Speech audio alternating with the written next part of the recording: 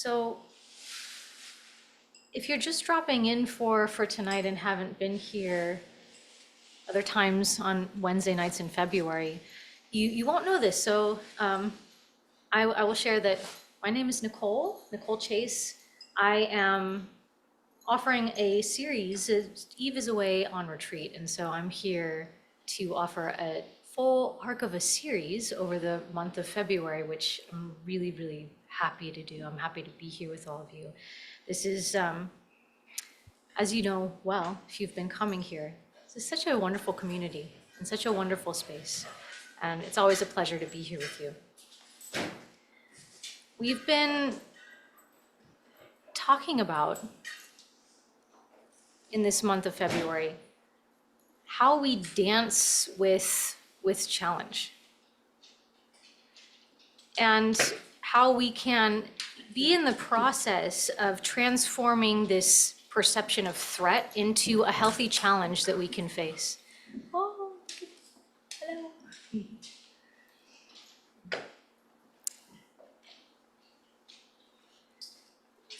So this idea of being able to dance with challenges, to be adaptable, flexible, curious when challenges come our way, is really important skill to learn, especially right now. Does anybody feel like there's a lot going on in the world right now?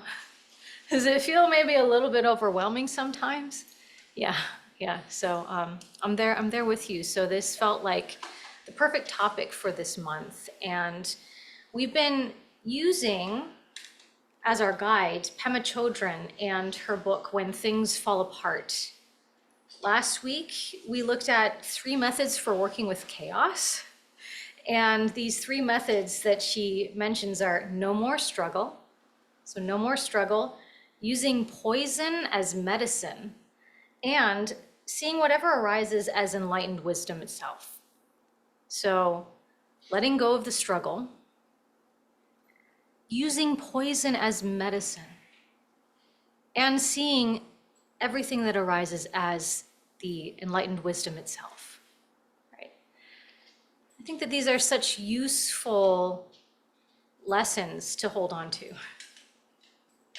that we can use everything as a growth opportunity, that we can use even the most challenging things that arise in our life as opportunities to engage, to experience even peace within the swirling storm, and find that eye of the storm and be able to learn.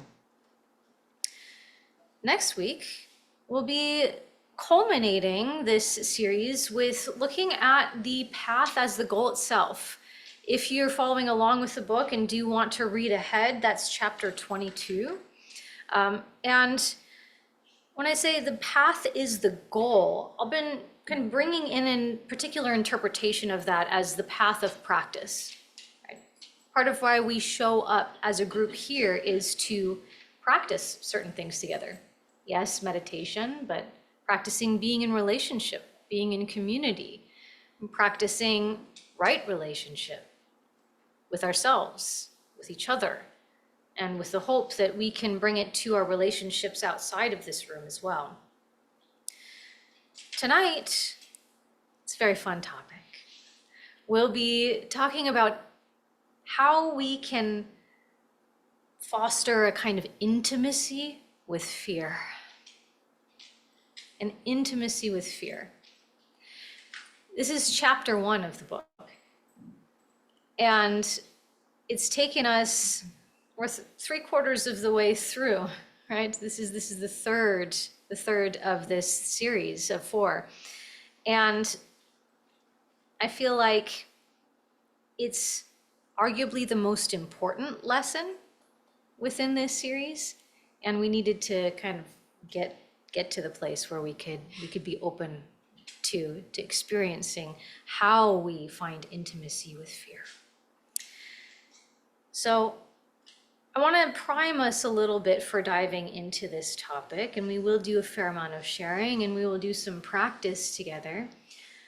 The arc of these sessions is going to kind of follow along with that, some embodied practice. I am a yoga teacher and a meditation teacher, so we'll do some embodied practice. I'm also a musician, so we'll be doing some meditation practice for sure.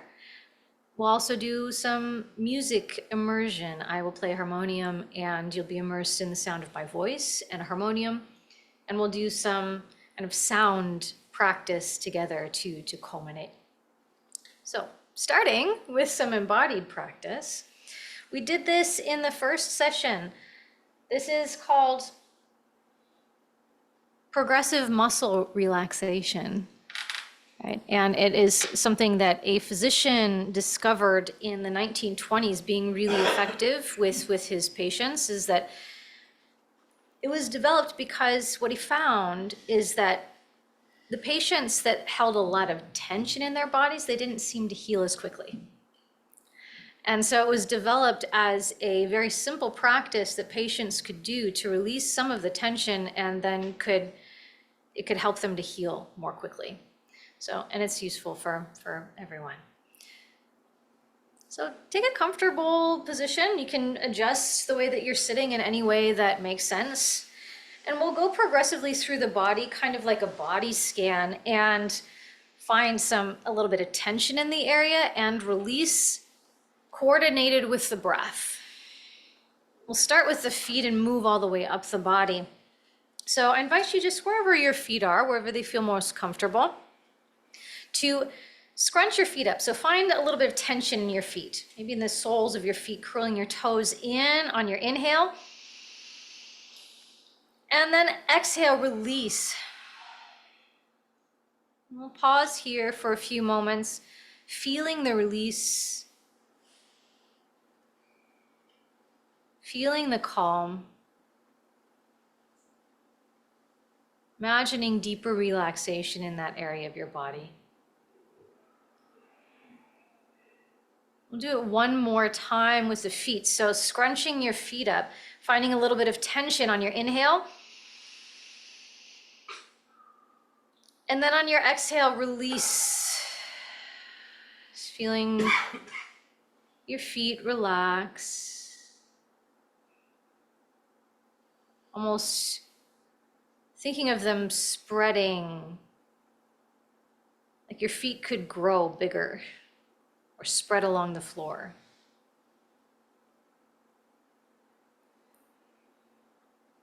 We'll come up into the lower legs, and know that because of how the muscles work, it'll probably come into your feet or come into your upper legs as well, and that's okay. But maybe just think of tensing up your calf muscles. So find that on your inhale. And then release. Again, we're pausing.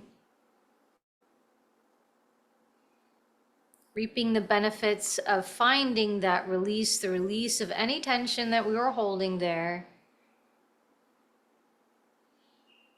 Maybe even if we weren't aware before that we were holding tension in that area, we become aware of it in the process.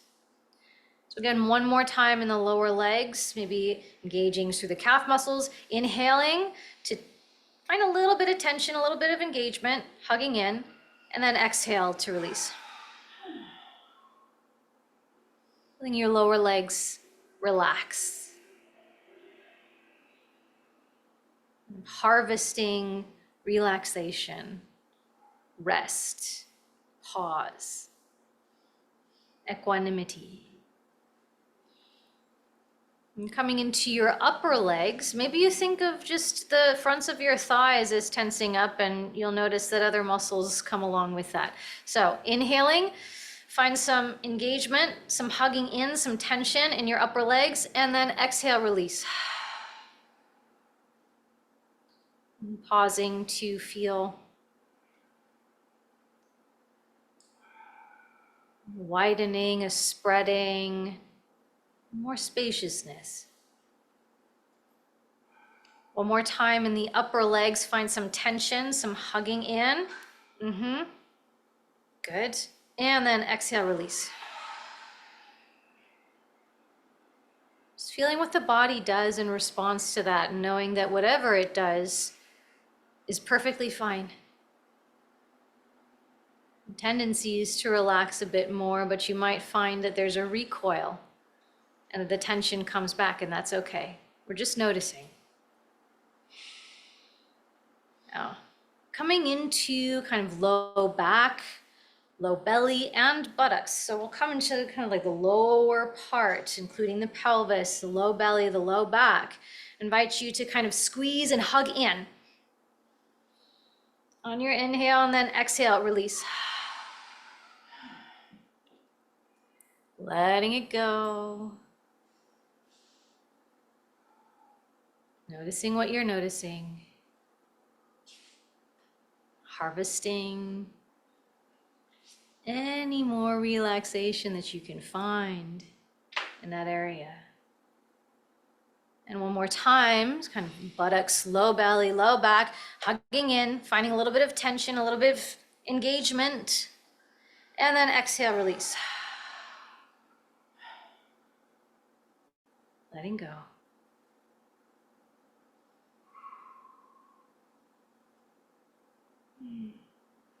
And coming into your upper chest, upper back, and shoulders. However this manifests for you, I invite you to find that same hugging in, a little bit of tension that you create. And inhale, find it. And then exhale, release. Spending some time noticing what relaxation feels like here. Seeing if you can open to it more. One more time, tensing up, upper back, upper chest, shoulders, and exhaling to release.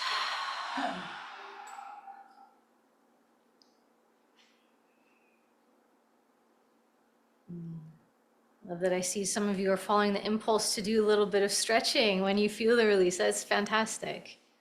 It's fantastic. And coming into the upper arms, so think of engaging through your biceps and triceps. So find a little bit of tension, upper arms, and then exhale to release.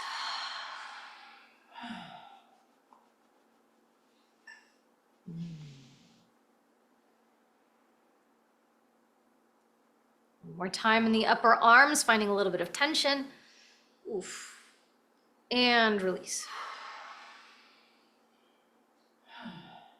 Noticing any twitching that wants to happen, any movement that wants to happen, allowing it to be there and to happen. It's part of how we release. Coming into the lower arms and hands, so we'll make fists and engage through the forearms at the same time. So finding some tension here. And exhale, release.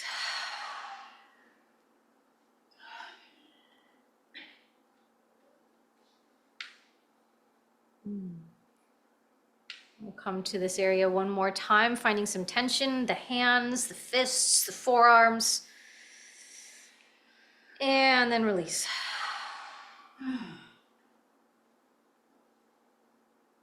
Yeah.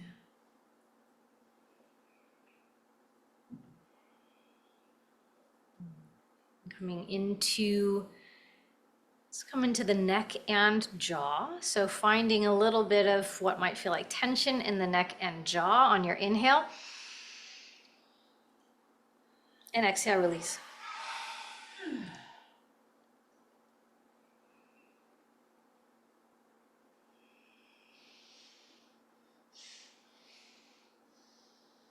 One more time with the neck and jaw, finding a little bit of hugging in, tension on your inhale.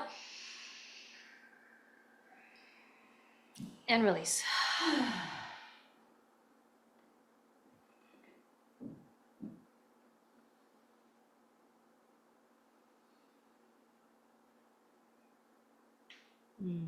Moving to the space behind your nose and eyes.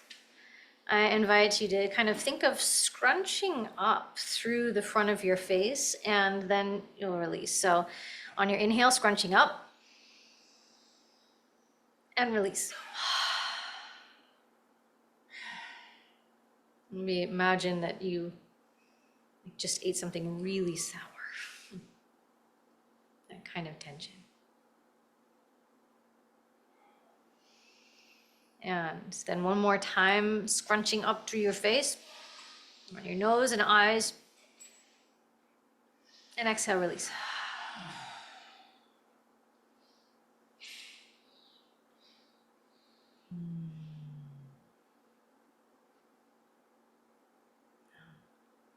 I invite you to do any stretching that feels like it's needed to release any residual tension. And at some point, maybe give just like a little massage around your jaw or around your cheekbones, beside your eyes.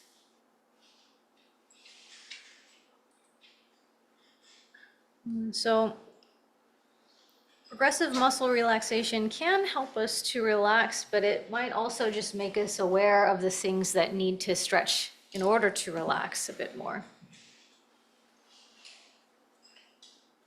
So taking note of what you learned and doing a little bit more of your own chosen movement to come into settling. Okay. And here we are together. Welcome, everyone. So I have a couple of opening questions for us now that we have done this first embodied practice. And you might share what you learned from going through this practice, or you might just share generally. So the questions are, how do you befriend fear? And any time that you have been able to turn toward, to work with, to find some peace with fear, sitting with fear, what have you learned? Right? Which you might even just share, this is really hard. I don't know how to befriend fear. That feels really difficult. But I'm just curious what comes up when you think about fear and befriending fear. Yeah. Jason. Thank you for this topic, because it's definitely there. And I've been working with this image of fear not as something to push away, but something to bring with me, like I'm driving the car, and fear is actually in the car riding shotgun. And so I will never give them the keys, and I will never let them at the wheel. But fear is there to kind of like, it's not like pushing it away. It's just engaging with the fact that you exist, I accept you, just don't try to take over. Yeah. You know? So that's about as far as I've gotten, is to not, and the problem is that fear is usually like a really bad backseat driver, and it's irritating to me to have It's true. fear. So I don't know quite how to befriend it, because it's not very friendly. So if any idea you have about that would be helpful. Yeah, true. I mean, I think that it is always going to be a work in progress when it comes to fear. It sounds to me like that's a very healthy way to be in a relationship with fear. Like, can you be close enough to it to not constantly try to kick it out of the car, right? To push it away, to get into an argument, right? But instead say, okay, well, you can sit right there. I know you're not going away. You can say what you're going to say. I don't have to respond, right? And oftentimes, really, that is the work. That is the best we can do. I think that in my mind, and especially in rereading this book by Pema Chödrön, brings me closer to a potential next step of seeing, maybe not seeing it as a beloved friend, but seeing it as a partner in helping us to gain more knowledge and more wisdom about ourselves, about the world. So kind of framing it with the perspective of, yes, I'm feeling fear, and leaning in a little bit and saying, okay, well, I'm going to get a little bit curious about this. Where is this coming from? What can I learn from this rather than okay, like I'm tolerating you. You're sitting right here. I'm going to tolerate you. I'm going to kind of, half listen to what you're saying. I'm not going to be reactionary, which usually takes you down a path that isn't very productive. Maybe you kind of dig in and find the next deeper layer of learning that can happen of, well, where does that fear come from? What can I learn from this? Is that part of my conditioning? Does that go back to my childhood? Right? Is that something that is a rational fear or is it not? And most of our fears are not particularly rational. Can anybody relate to that? Right? It's also important to remember that the function of fear is a deeply biological one and a very healthy one. From an evolutionary perspective, everything has fear because we all want to survive. We all are driven to survive and to live, and if we don't have fear, then we might get eaten by the predator. We might, fall off a cliff. We might be in danger of losing this life, right? So it really does go back to fear as a very helpful mechanism that alerts us to real danger. The world that we as humans have created for ourselves makes it such that we don't have to worry about those kinds of fears as much. So we invent a lot of fear that isn't necessarily productive for us. So that's really the fear that we can kind of work with and try to learn from. Thanks for sharing, Jason. Yeah, it's really great. Anybody else?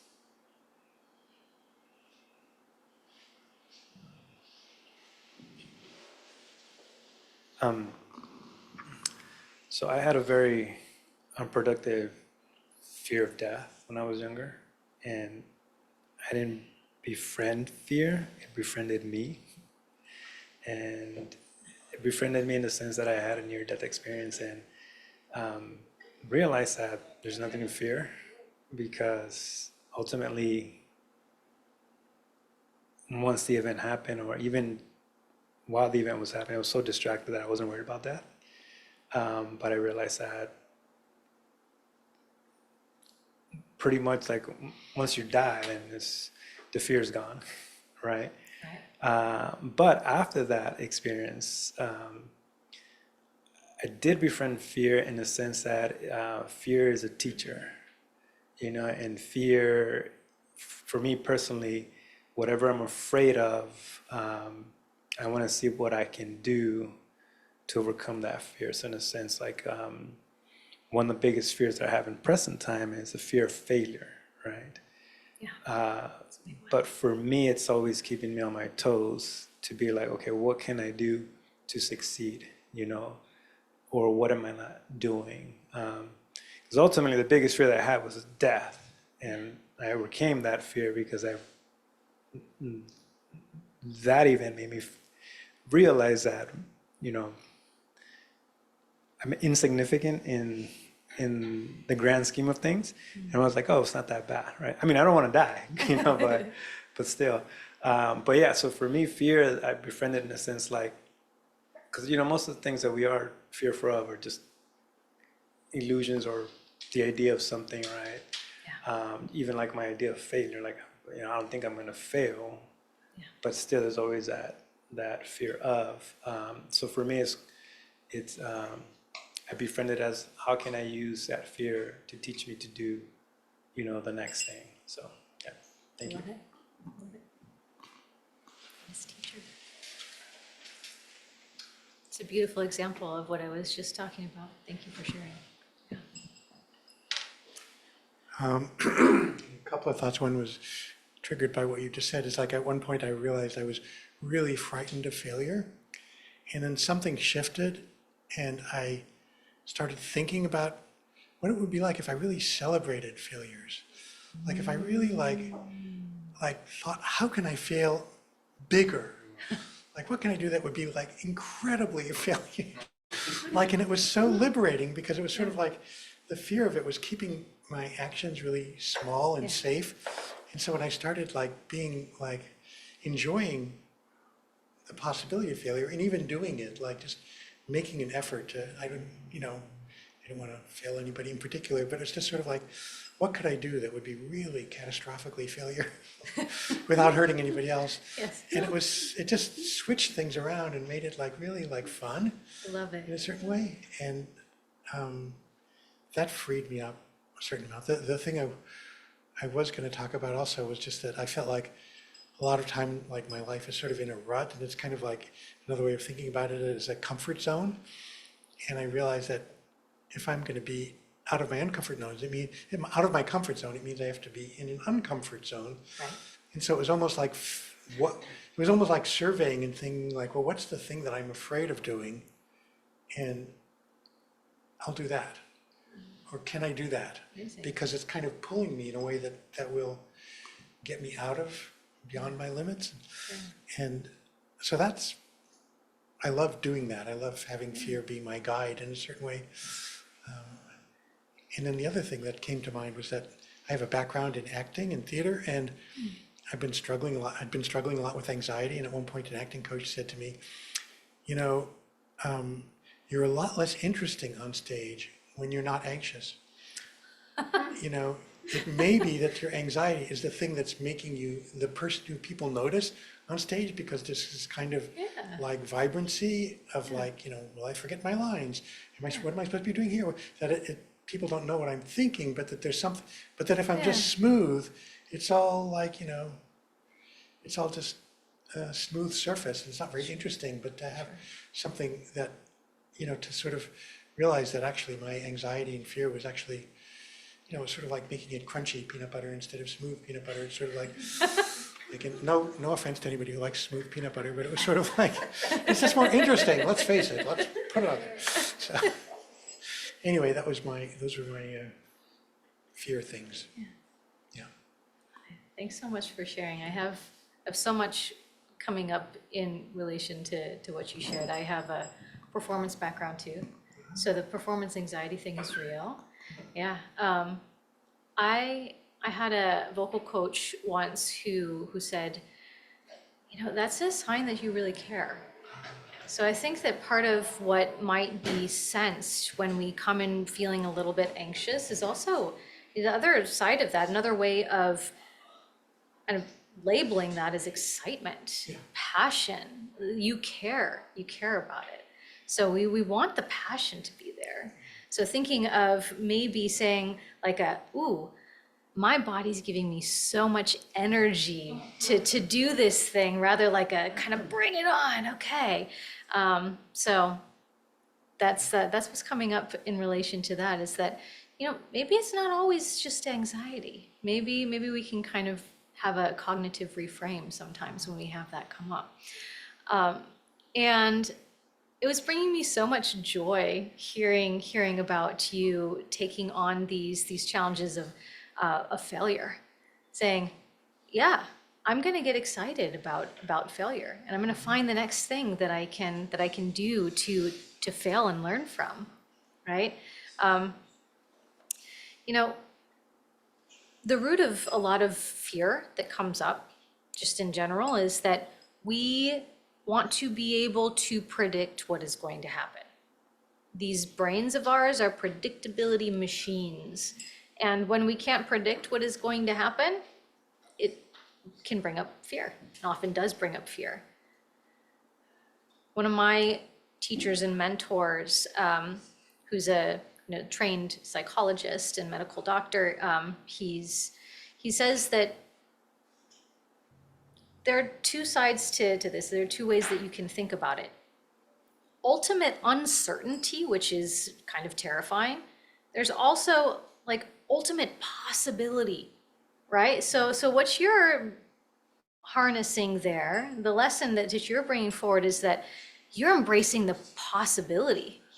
Like, how am I creating these kind of narrow parameters for my life? How am I limiting myself? And how can I see this as possibility rather than be fearful of it?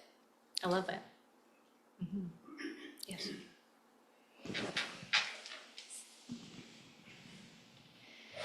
A couple things Tom said reminded me of some things around fear, and one was when I was much younger, in like late teens, early 20s, I was like really trying to get out of my comfort zone, and I would challenge myself every day to face one fear and to do something, and even if it was something really trivial, and 9 times out of 10, it ended up being so rewarding, you know, and like making new friends, like just going on adventures, things like that. And I sort of lost sight of that, you know, through the years. But the other side of kind of like fear is something called fear setting.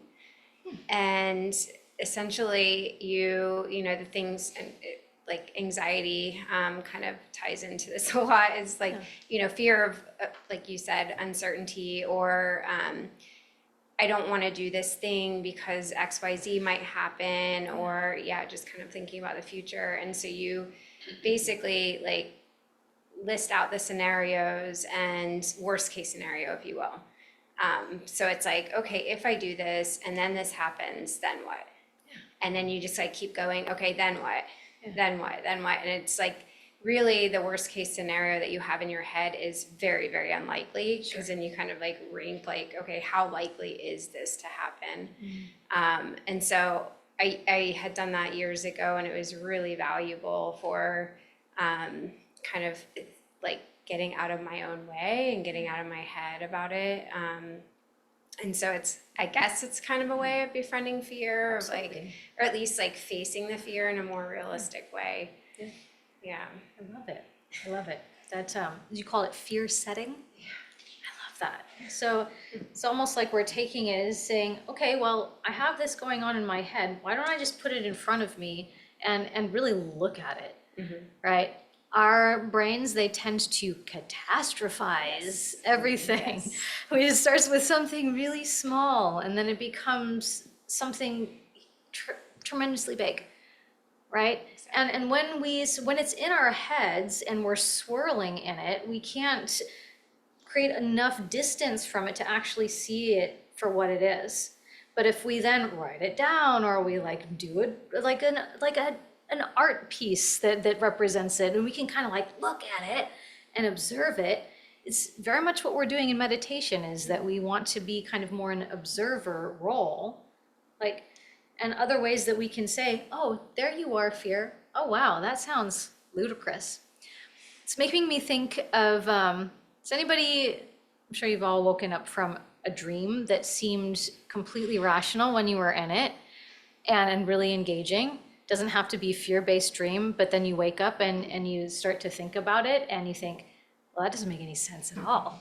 And then I was here, and then all of a sudden I was in another country with another person, and then I wasn't a person, and and my body dissolved, and how did this seem rational? So it's just the illusion, right? We get to kind of disrupt the illusion of it. I love it. Do you have something to share? Yeah, very much along the same lines. For me in my own work, I've seen at times how I've made progress towards, like, I'm a very visual person, so I see it as like the fear is inside of the circle instead of the fear is the circle. Sure. Like, or encircling me. And then more recently, I've been reading a book about intergenerational trauma, which relates to very specific historical events that my family went through. And the author talks about how many people who've experienced trauma, I don't know if I'm saying this right, but that there is no one to witness it. And that there's this process of developing an inner witness to it. Yeah. And so what I've been sort of noticing lately is that there'll be times when, you know, I'll call it fear or anxiety or whatever you want to call it, comes up. And in the moment, I have to practice becoming aware that it's happening. Because the tendency is, I think, in some way to try and, or the habit is to disassociate in some way from it. Yes. And then the second thing too, because that actually happened to me today. I had something that happened at work that, you know, an incident that I had a reaction to. But then as I'm reflecting on it now, I'm thinking, well, was it like, I think I have more work to do in terms of disentangling what is fear, what is pain, what is worry, like, is it all the same thing? Yeah. I don't know. Yeah. Yeah. This web, the web of fear and all of its friends, all of its yeah, that's very interesting. It's not clear, is it? It's not clear, like how we can distinguish between worry, fear, anxiety. They're all facets of one another. That's the truth of it, is that they're all ultimately facets of one another. I love that you also bring, like, trauma definitely gets wrapped up in fear.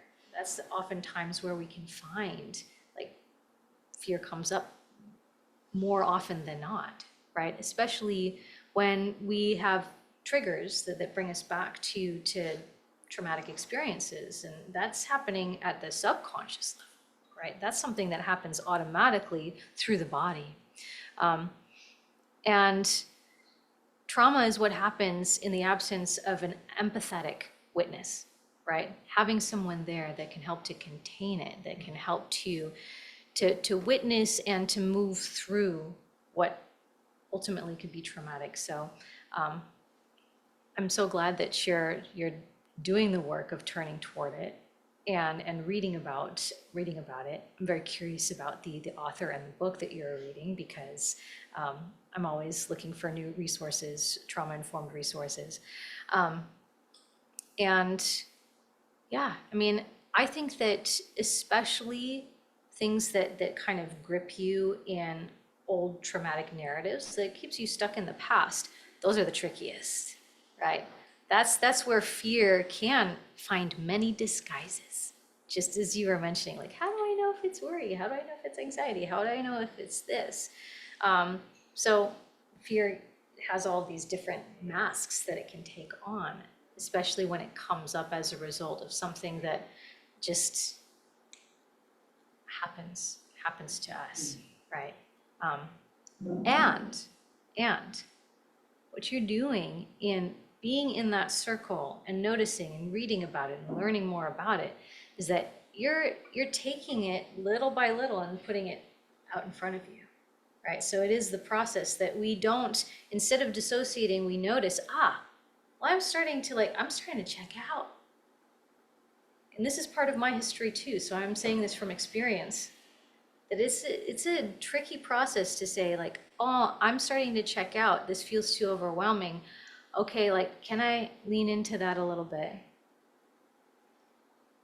and pay attention for maybe even a few seconds longer so that I can learn something? And maybe the next time it'll be a little bit different. Tremendous. Thank you so much for sharing. Yeah, and what's the book that you're reading? It's called Wounds into Wisdom. Wounds into and Wisdom. It's about the experience of intergenerational Holocaust trauma. Thank you so much for your courage and sharing. Thank you. Anyone else? Okay, so that just inspired me. Thank you for the lovely sharing. Fear tolerance. How do we, we notice it arising, and then how do we say, okay, I'm not going to get overwhelmed by this. I know I got this. Yeah.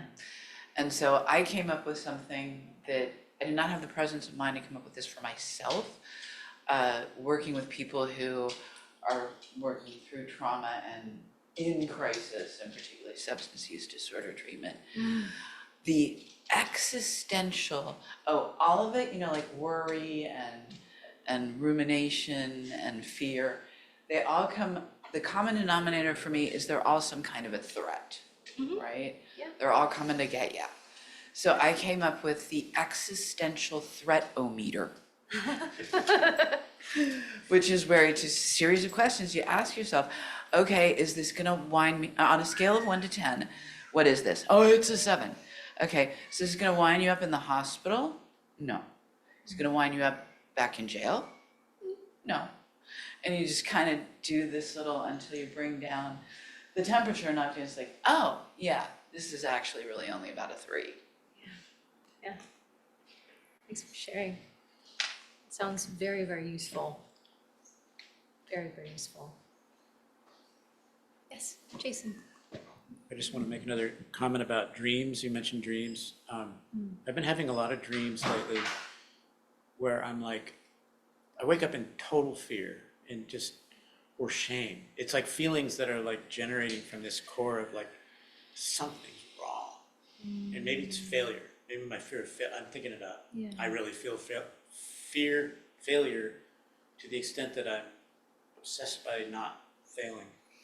Yeah, I'm going to take your advice, try it, But when I wake up from these dreams, I am just like, wow, completely blown away by the emotional turmoil of it. And I'm wondering what one should do, because I'm always like, I'm so glad that it was a dream. It's not happening.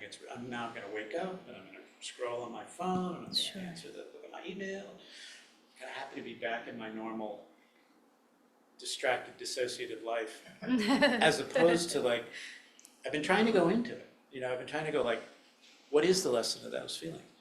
And dreams are so hard to understand that all I can say is, my subconscious is telling me something. And then I walk around all day going like, what? What am I supposed to be looking for, trying to figure out? What is it? Yeah. So there's probably a lot of psychology that helps us understand dreams, but Sure. I'm wondering if you have any ideas about that. Yeah, this is a fantastic question, and I'm not gonna have all the definitive answers, but I have some ideas. Dreams are tricky, and there are things that can be learned from dreams, but I think that it's important that we also not take them too seriously. So I think that there's within balance. What can we learn from them, but also, it's just another way of learning from experience. And I think that in particular, working with intense kind of nervous system arousal, sensations, emotions, anything that feels intense like that, we have to take it really slow. I think that some of the most effective methods, whether they be therapeutic or whether they're rooted in contemplative traditions, the slower you take it, the more you pay attention, the more you kind of take it like a slow walking meditation, just one step at a time. I think that it's really, really important because we can easily send us back into spiraling, into overwhelm, and to be in this cycle of feeling like, oh, well, I want to get rid of all of this yucky sensation, these yucky sensations, these terrible emotions right away. So I'm going to do this kind of cathartic thing. And sometimes that works. It's usually not lasting, right? And sometimes it can make things worse. And so the kind of slow pace, let's dip the toes in, or let's take one step at a time, is really important. It is also really important to know that sometimes the best thing for us to do is actually to take a break, right? Maybe finding things that we can engage in that are less like, I'm gonna completely check out, right, and zone out. I'm gonna like binge out on TV on this this crappy TV show, or I'm gonna eat a whole pint of ice cream, sort of checking out. It's like, maybe, okay, this is too overwhelming, I need a break. I'm gonna paint. Or I'm gonna listen to my favorite music. Or I'm going to go and be immersed in nature. And that's gonna be my intentional break from this. Because when it's really overwhelming and we are very activated and we feel like we're stuck there, what we need is to get back to a place where we feel some sort of safety and groundedness to be able to look at it. But finding those times when we have enough resource to be able to engage with it and look at it, that'll build over time. It's just like training a muscle. We'll gain more and more tolerance over time. Yeah, you're so welcome. You're so welcome. Does anybody else want to share? Yeah. Yeah, I think the only thing that has helped me with fear or get to know it or even start to befriend it was feeding your demons. And I just wanted to throw that out there, Yes. that that's a good one It is. to talk to. And Yes. I feel like I did make progress on fear when I was feeding that fear demon regularly and noticed a change and like a lightness around it. But That's great. yeah, I just wanted to add That's great. I love that work too. Yeah. It's really Did it helpful. last forever, but it did help. Yeah. Yeah, it definitely does. Definitely does. And there are lots of therapeutic tools that can help with that too. I mean, I think of feeding your demons, I've gotten a lot of benefit from. Totally agree with that. And even cognitive behavioral therapy, right, is very, very useful. It's part of how you can kind of take it and observe it. Internal family systems. So, I mean, there are lots of different tools. I think that the most important thing is to find the tools that are actually working for us. What are the combinations of things that help us to actually feel like we have enough armor, right, to be able to face these things that are so challenging to face? That's the important thing. It's an important thing. I want to make sure that I leave space if anybody else wants to share, but if yes, please.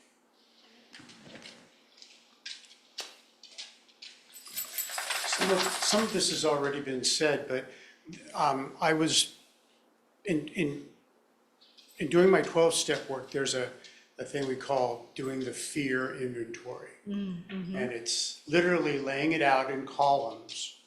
And the first column is what the fear is, what it is.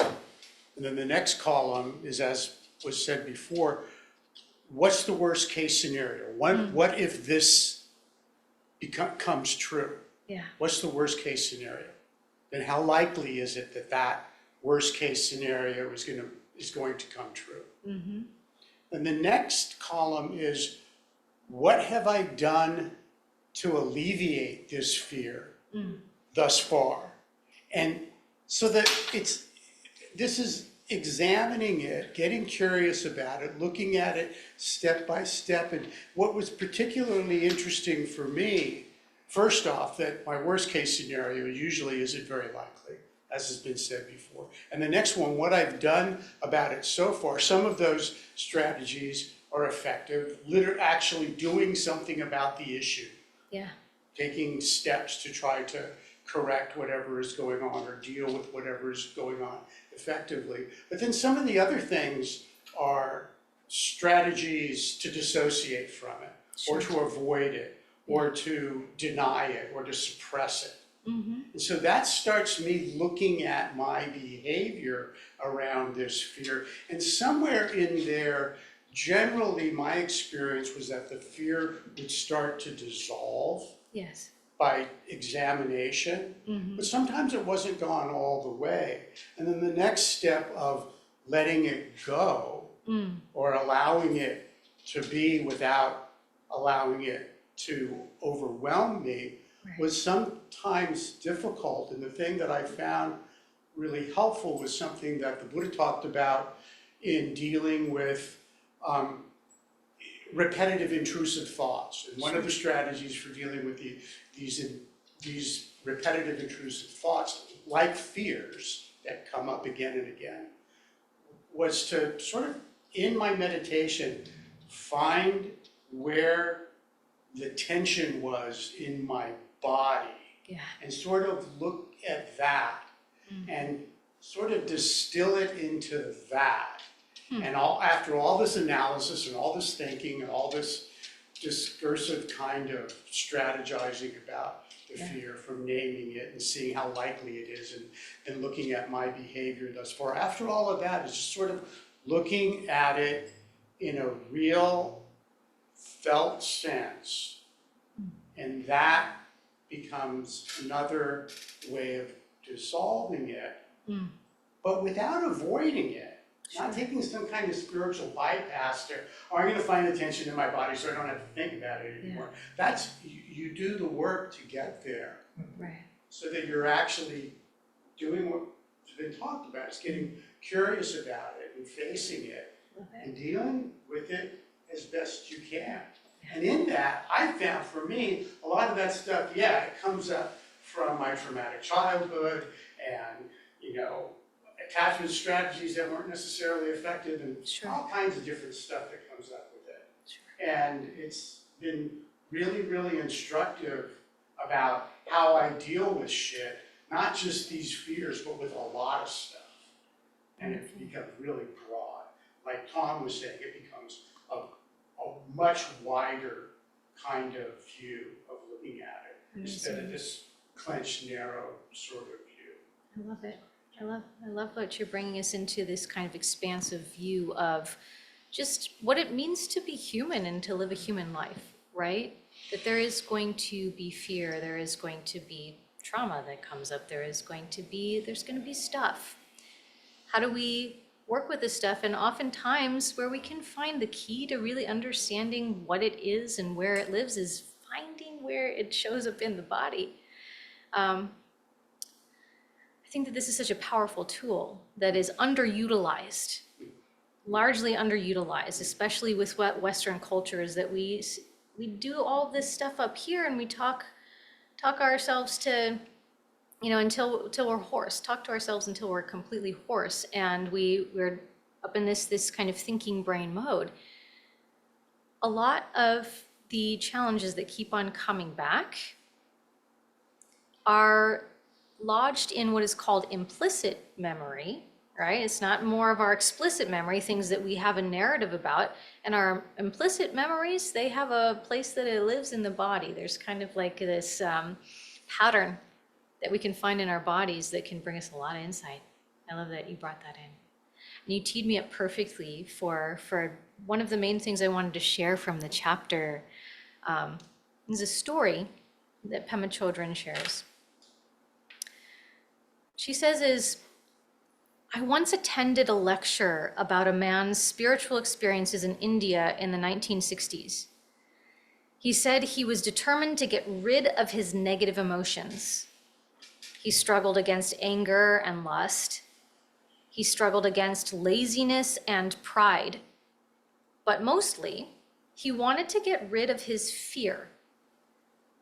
His meditation teacher kept telling him to stop struggling. But he took that as just another way of explaining how to overcome his obstacles. Finally, the teacher sent him off to meditate in a tiny hut in the foothills. He shut the door and settled down to practice. And when it got dark, he lit 3 small candles. Around midnight, he heard a noise in the corner of the room, and in the darkness, he saw a very large snake. It looked to him like a king cobra. It was right in front of him, swaying. All night, he stayed totally alert, keeping his eyes on the snake. He was so afraid that he couldn't move. There was just the snake and himself and fear. Just before dawn, the last candle went out and he began to cry. He cried not in despair, but actually from tenderness. He felt the longing of all the animals and people in the world. He knew their alienation and their struggle. All his meditation had been nothing but further separation and struggle. He accepted, really accepted wholeheartedly, that he was angry and jealous, that he resisted and struggled, and that he was afraid. He accepted that he was also precious beyond measure, wise and foolish, rich and poor, and totally unfathomable. He felt so much gratitude that in the total darkness, he stood up, walked toward the snake, and bowed. Then he fell sound asleep on the floor. When he awoke, the snake was gone. He never knew if it was his imagination or if it had really been there. And it didn't seem to matter. Ultimately, that much intimacy with fear caused his dramas to collapse. And the world around him finally got through.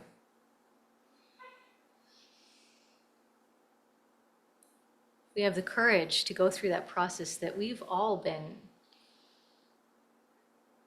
sharing about. That we all really are, if we look at it, we are all in this process. It's how do we continue to encourage ourselves to be on that path of turning toward fear, turning toward fear even of death, annihilation. It's really kind of like the root of all fears. Pema also says, sooner or later, we understand that although we can't make fear look pretty, it will nevertheless introduce us to all the teaching we've ever heard or read. This is actually gold. Right? What she says, this is the good stuff. This is gold. This is the teacher. So the next time you encounter fear, consider yourself lucky. Oh man, that's hard. I read that and I thought, oh, okay, I will try. I will try, but may we commit to trying to see it as a lucky thing. This is where the courage comes in. Usually we think that brave people have no fear. The truth is that they are intimate with fear. Right? Courageous are intimate with fear. How can we hold hands with fear and walk through the world? Right? That's really kind of the aim, the process that we're in together.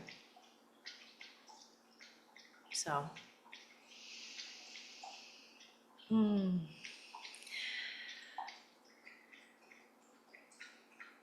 I would love to guide us through next is a type of meditation that is really about facing and dancing with the things that bring about fear. And this is inspired by a practice that was popularized by Tara Brach. It's called the RAIN practice. The R stands for recognize, to kind of recognize what is arising. A stands for allow. I stands for investigate. So investigate with a kind of curiosity. So bringing a kind of like curious inspection of what is happening. And then the N stands for nurture with self-compassion. So I'll invite us all to think of something, and I love that part of what was brought in is this kind of fear table or scale. Like, let's find something that's within the 1 to 3 realm, something that we're a little bit fearful of. It might be Like, I'm just a little bit afraid of spiders. Or like, I'm just a little bit afraid of, getting soaked in the rain in a kind of flash storm, or whatever it is for you. I'm burning my tongue when I drink something hot. And getting just a little bit intimate with it, and we'll do a short practice. So I invite you to get into a comfortable seated position. And then perhaps scanning around the physical space that we're in to make sure that we just know that we are safe in this space with this community.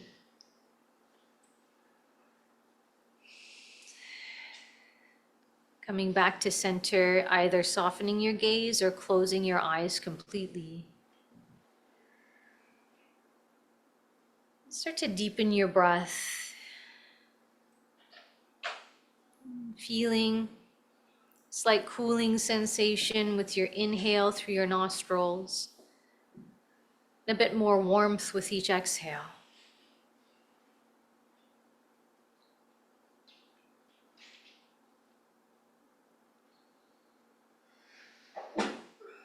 Bless you.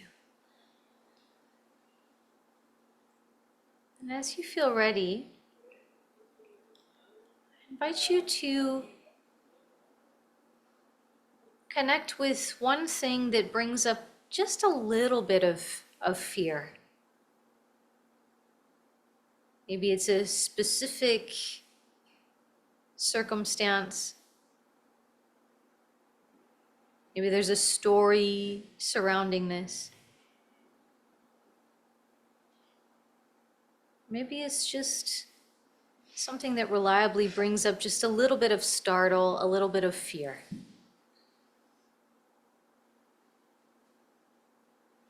Taking a moment to get a clear picture of it and connection with it. Perhaps noticing where it shows up in your body. Any tension,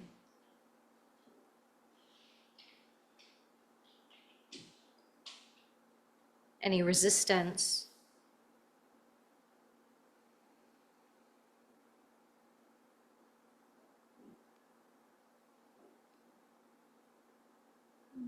We've already moved into the R of rain, which is simply recognizing what's there.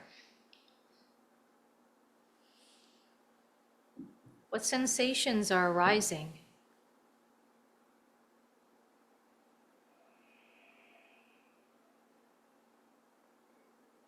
What does it do to your breath?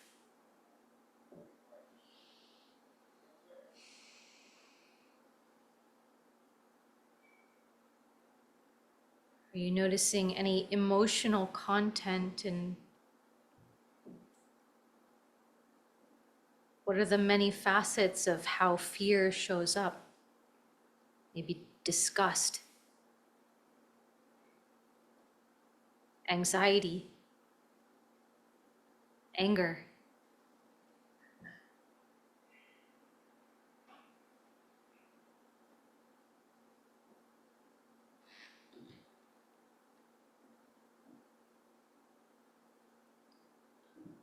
As you begin to recognize and notice how this shows up inside of you, can you open up to it a little bit more, allowing it all to come in?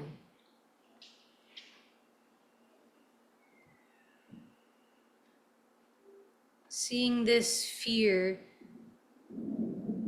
as a teacher.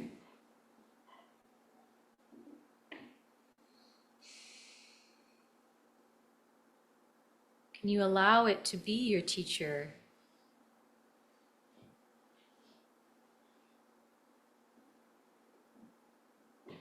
Noticing if anything is shifting.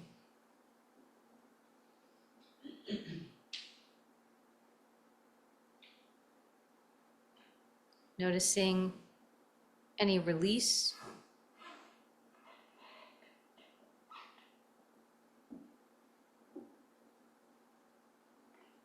or any recoil, a heightening of aversion or attention.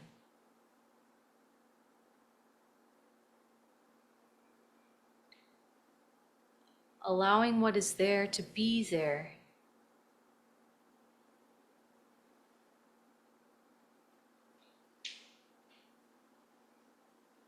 Allowing the fear to be there in the circle. A spacious circle that we create to invite in our experience.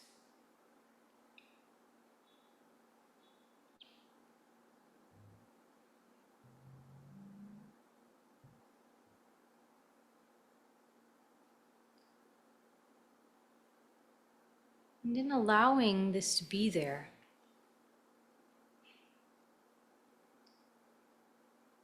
can we even get a little bit more curious and investigate?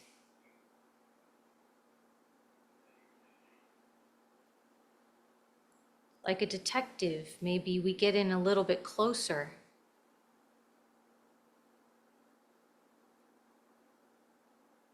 Maybe we ask this fear some questions.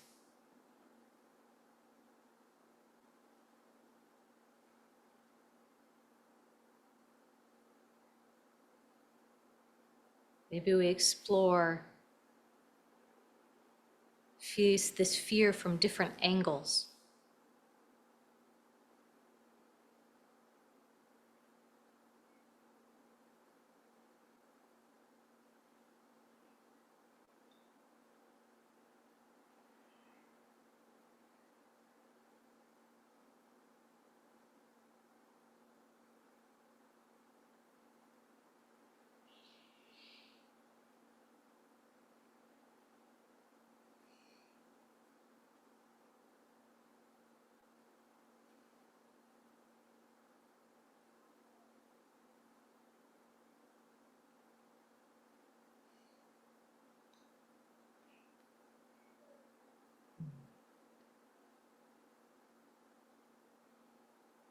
And in having the courage to recognize, allow, and investigate manageable fear.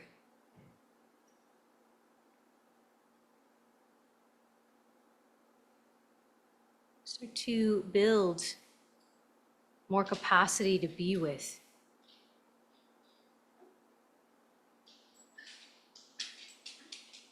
So can we nurture and celebrate this capacity, this widening capacity?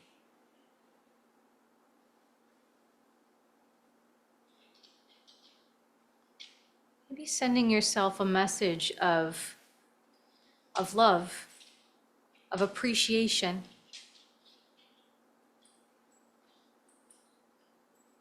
Be something as simple as, I am so proud of you. This was really hard. And I still did it.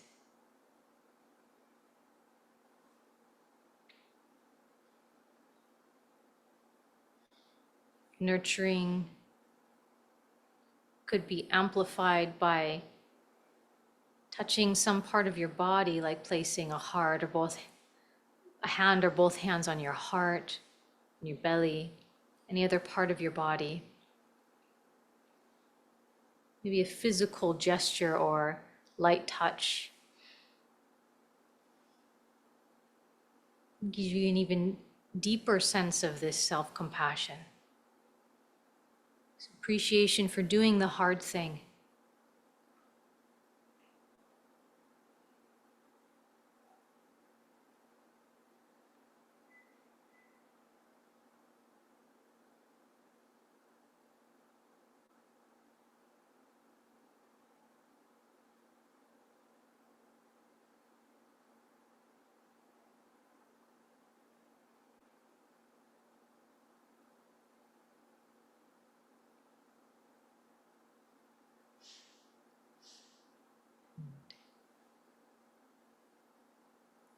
Allowing yourself to linger with this experience for a few moments longer.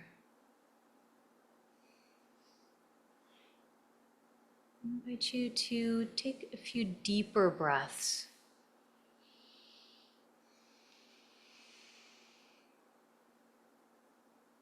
Breathing back into this body,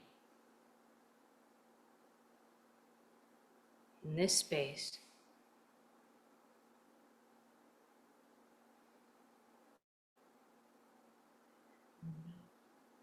When you feel ready, your eyes have been closed, I invite you to gently open them again. And it's helpful stretching and maybe looking around the space.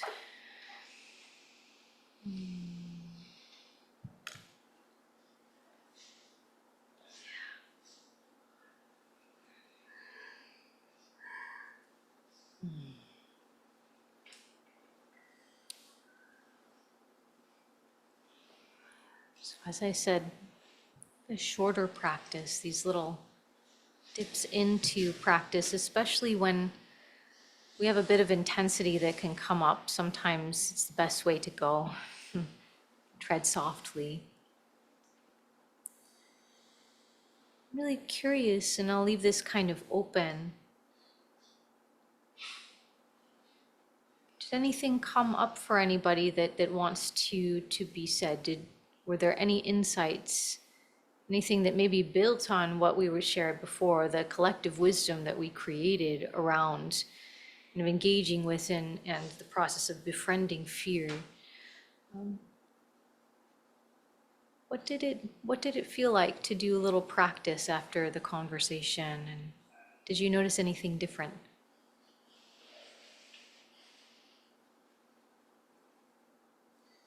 Has anybody done that practice before, the rain practice? Yeah. Oldie but goodie, yes. Yeah, so true. Yeah, keep on going back to it again and again. Yeah. Did you want to share? I will share. I wasn't sure if I should, because I fear talking too much. But I had this really weird experience where my fear was of stubbing my toe. Like, I wake up in the dark and I hate stubbing my toe, and I'm like, it happens when I'm not aware. So the fear of stubbing my toe led me to think about my body and the space I work in and I live in, and it was kind of this cascade of like a lot of things happened. And then I realized that the fear was actually, there was a point where I realized fear is the thing that makes me more likely to stub my toe. So it was a circle, and I was just like, it was an insight. It's a great insight. I sat there, and then I got really scared because I was like, I'm in a fear cycle, and then I dissociated because I was, the end of it, I was like, I can't deal with this anymore. It was almost like it was because fear felt like it was actually revving up, and I couldn't settle into it. Yeah. Because I had this revelation about it. Anyway, it just really reminded me of how easy it is to respond to it, even the simplest fear. I mean, because I thought stubbing my toe was pretty small. Yeah. But it just ballooned out. It's like, wow. So, yeah. Is it incredible how the brain works? That it can be just a little,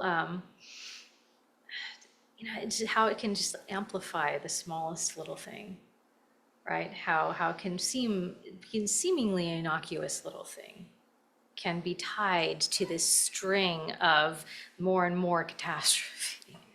If you've ever had intense anxiety at any point in time or had a panic attack, that's how it works. It's usually something really small that might trigger it and might start it down that chain. But you notice like all of the linkages and all the patterns that build up. And I think that's a tremendous insight to be able to see how interconnected really they are, and how not only when we notice it, like it can become this recursive cycle that can cause the thing that we're afraid of. And by being afraid of it, like that actually can be like a self-fulfilling prophecy in a lot of ways. I wanted to just add one thing, which is, and I had forgotten it because I dissociated. It led me to a point where I remembered being a child and not being able to talk, and the sound that I would make when I was afraid. And it was this weird vocalization that was not language, but it was as if fear was talking, and it was my inner child that was saying Amazing. it. So I was kind of deep into that, and it scared me. I mean, it was like, Yeah. I saw this thing that I'm probably trying to Yeah. avoid all my, anyway. So it was like Sure. trauma. Like Yeah. the trauma of something way back before I could even Sure. talk came Sure. up around just stubbing my toe. Yeah, amazing. I would be very, very curious about like just kind of little kind of bits of maybe exploring like what does that voice want to say? Like what would that look like? Times when you're feeling really resourced and maybe tapping into it for a minute or two and having ways of like moving away from it quickly if needed, but maybe that voice has some wisdom. I don't know. I don't have an answer for that, but it made me quite curious. Yeah. Wow. Probably have time for one more share if anybody wants to share online or here in person. Anybody notice anything?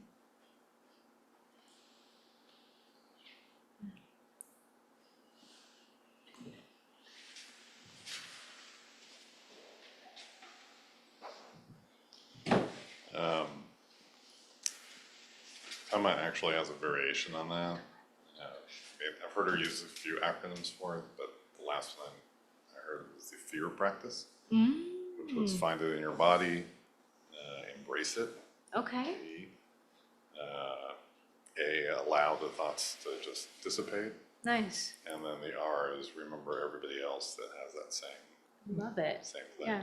There's also a stop practice that, Yeah, she's got all of them. Rhonda McGee has popularized, and this is like another variant. Yeah, love it. Fear. So relevant. But yeah, and also I've had this kind of epiphany towards the end of last year that, for me, the fear often manifests as like self-loathing, and depression, stuff Yeah. like that. Yeah. And just had this kind of like insight that I just don't need to believe those thoughts. And I've been trying to hold on to that insight. It's tough. Yeah. Yeah. Especially when things are difficult. Yeah. It's harder to hold on to that. But, a lot of that is just fear of stuff coming up and just, that's, where a lot of the thoughts originate from. Yeah. And so I've been working with that, trying to hang on to it and actually put it into practice. Yeah. Having some success, some not success. Yeah. Thank you so much for sharing. And I'm glad to know about the other practice, the fear practice by Pema. And we'll be looking into that. I like that. And thank you for your courage in sharing. I mean, I think that underneath so much of fear, it does kind of bring up what could manifest as self-loathing, right? This kind of how is it tied to even the relationship with my very self, right? And that is tremendously hard. And It sort of manifests as, shame is shame. one manifestation of it, but then Exactly. that turns into self-loathing. Yeah. It's a big spiral.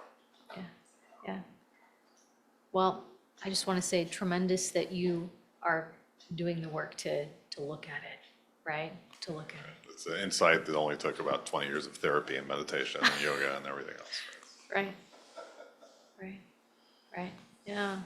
All this thing called being human, right? It is a great blessing and a great challenge. I'm glad that we get to do it together, right? And then we get to share our experience, and then we get to learn from one another. So I want to say thank you for sharing all of your wisdom. I feel like I always learn something new. I always learn something new. So thank you so much for sharing.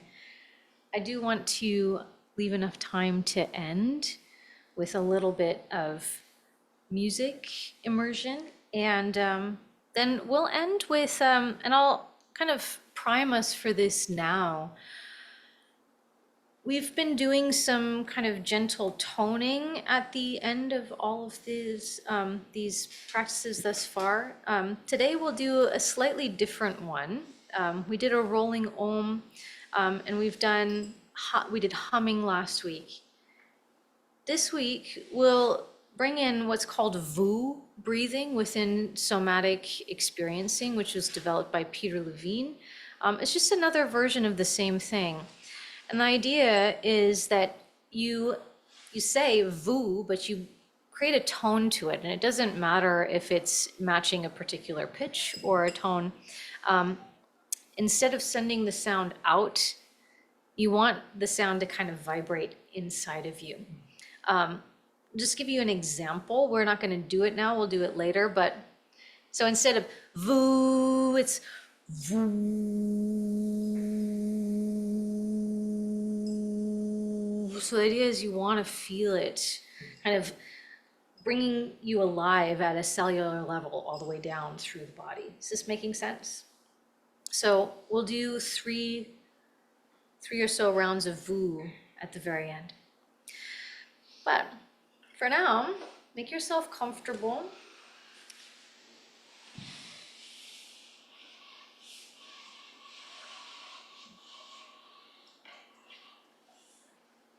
You may close your eyes, or you can soft gaze. Just open up to hearing some sound.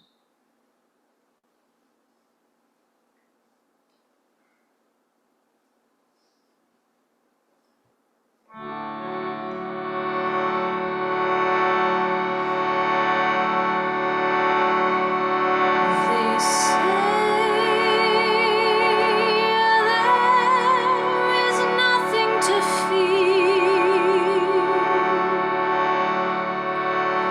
but fear itself. But let's be clear, the world it is scary, can make one weary. How can we find purpose in this sordid affair?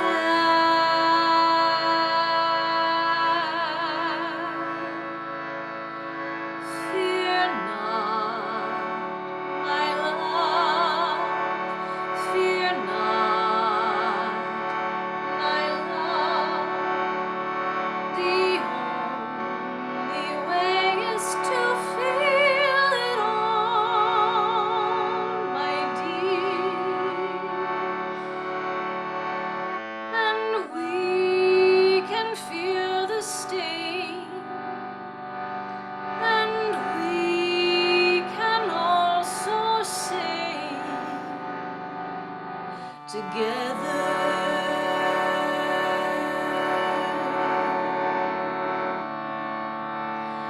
When overwhelming thoughts they rise, it's oh so tricky to surmise. Someone's out to get you. The sky it is falling. How can we find solace when we're stifled each day? Fear not, my love. Fear not,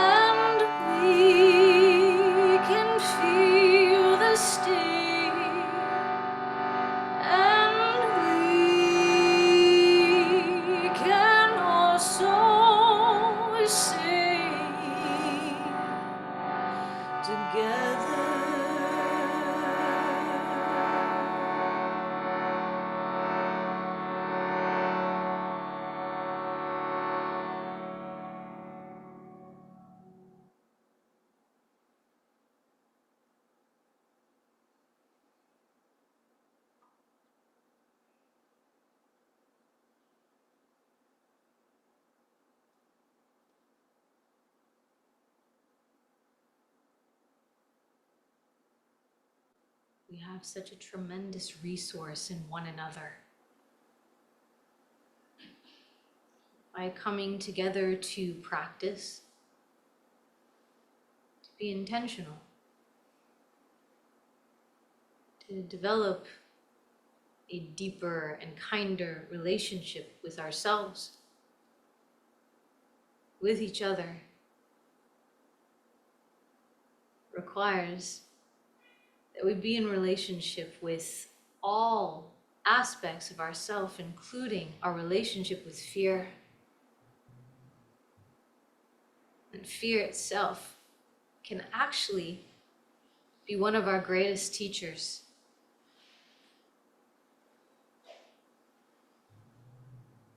May we continue to work on seeing it as that, together,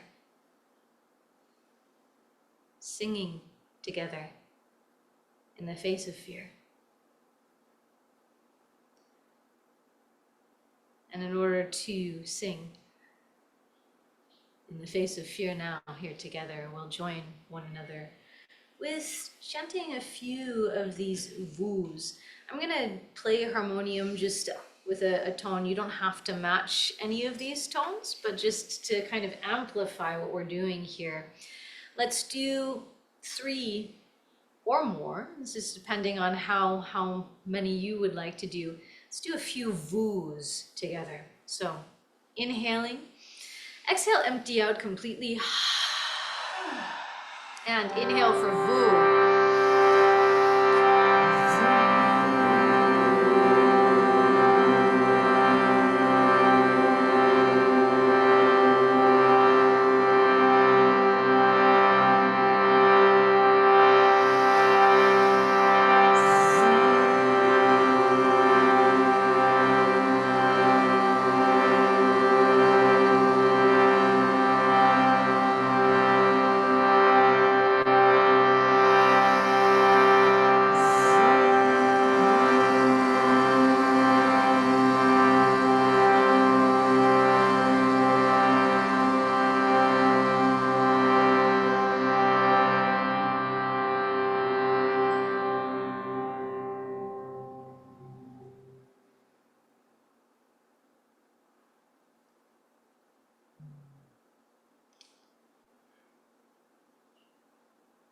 So may we help each other on this path.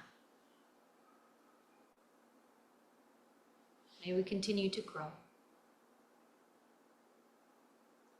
And may we transform our relationship with fear, embracing all parts of ourselves. If your eyes have been closed, I invite you to open them and come back into the space. And I thank you so very much for being here with me.